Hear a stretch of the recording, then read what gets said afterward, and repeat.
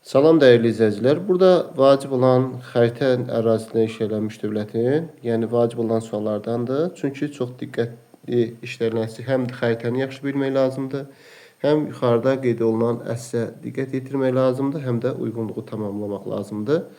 Ona görə də ərazini diqqətlə baxanda görürsünüz, ərazi tam məlum məsələdir ki, bu hansı dövlətdən söhbət gedir? Bu Şəddadilər dövlətinə aiddir. Burada da yazacaq, Şəddadilər dövlətinə aiddir.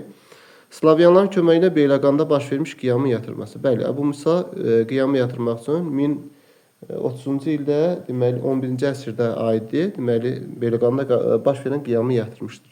Deməli bir doğrudur.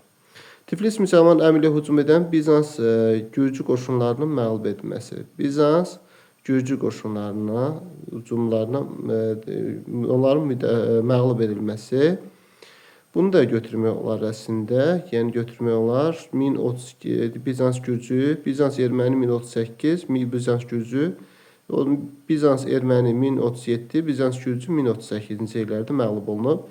Kür çayı sahilinə Xudafərin körpüsünün salınması. Kür çayı sahilinə deyildi Xudafərin, Araz çayı sahilində idi, səhvdir. Alanların basqınlarına qarşı Gəncənin müdafiəsinin möhkəmləndirilməsi. Bu 1062-ci ildə olduğuna görə. Deməli 11-ci yüzilliyin 11-ci yüzilliyə aid götürülə bilər, doğrudur. Xəzər xaqanlığına qarşı uğurlu müharibə aparılması yanlışdır. Xəzər xaqanlığına qarşı, çünki Şəddadilər dövlətinin mövcud olduğu dövrdə, düzdür, Xəzər xaqanlığı, yəni Şəddadilər dövləti 971-ci ildə yaranıb, amma Xəzər xaqanlığı 965-ci ildə artıq süqut etmişdir.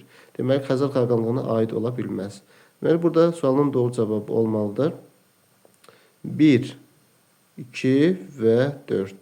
1, 2 və 4. Dinlədiyiniz üçün təşəkkür edirik.